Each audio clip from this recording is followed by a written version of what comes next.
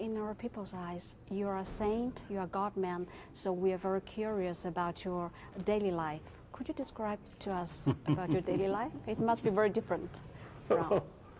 My life, I think basically something like combination. A life, one student, and life, one practitioner, and perhaps one life, a person full of curiosity, always want to know what's that, and why, like that. So of course, as a practitioner,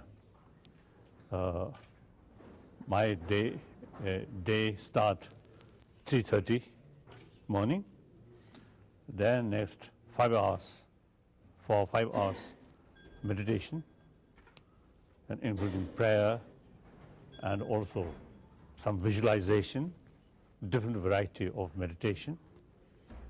Then as a human being, as a Buddhist monk, breakfast, heavy breakfast, because no dinner as a Buddhist monk. Afternoon, no solid meal. So I always feel hungry in morning. So breakfast is very important. Then, with the name of Dalai Lama, this is some, concern about Tibet, about Tibetan spirituality, and some meeting. And then also, perhaps, with the name of Nobel laureate, another different kind of sort of people meeting. And then also my curiosity is in meeting with scientists. That also very, I think, very major sort of my meeting like that. Also writing lots of books. Oh, yes. Yeah. Yes. Teach people how to master the art of happiness. You're always smiling or laughing, and when you speak with a sense of humor. So you're always very happy, and you want to teach people, let them know how to achieve happiness.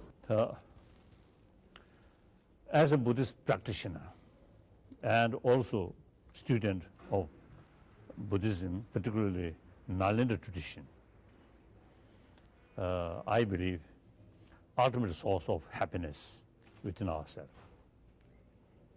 If we seek happy life from outside, including money or power, wrong. Some of my friends, very rich, but very unhappy person. So ultimate source of happiness, satisfaction, peace of mind within ourselves. So I try utilize that potential maximum way. Occasionally I also experience temper, some bad mood. But sometimes it's very to keep the balance between inner peace and faith and money. The balance is very... The money and material facility provide only physical comfort, not mental comfort. I think some kind of mental level of satisfaction out of power, out of money, is illusion. Actually, more sort of power, more money also bring more anxiety, more deep insight, more fear, and jealousy. So these are, of course we need facility, money, but we too much sort of emphasis in these values, then you get more problem, more inner sort of dissatisfaction. In another book, you teach people how to love unconditionally.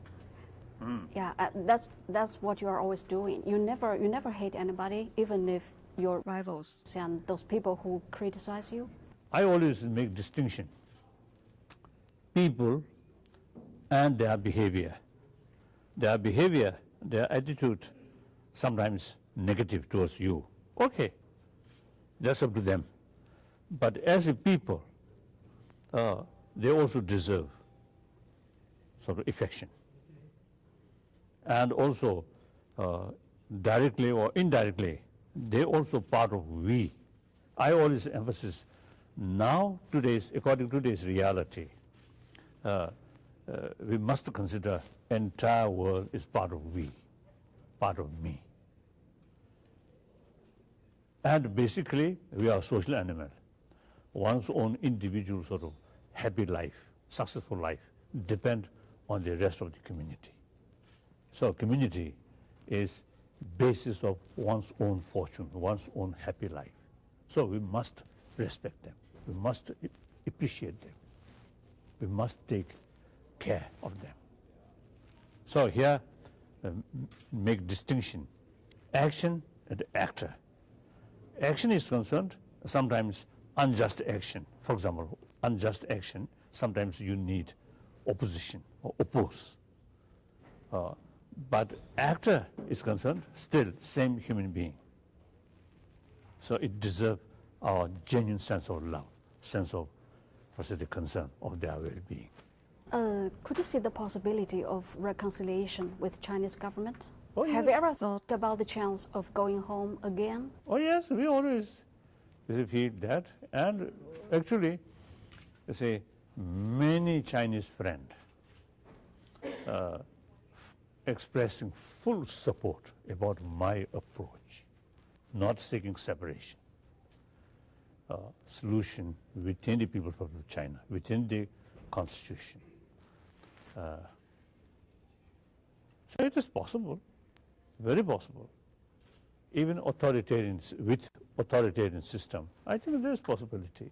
But once China become more open, more opportunity, free expression, free discussion, then Tibet issue within a few days can solve, no problem.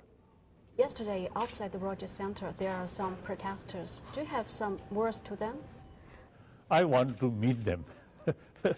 Many cases, they do not know what's the reality. Firstly, about Tibetan problem. And secondly, me personally, they do not want. And they do not know what's the reality.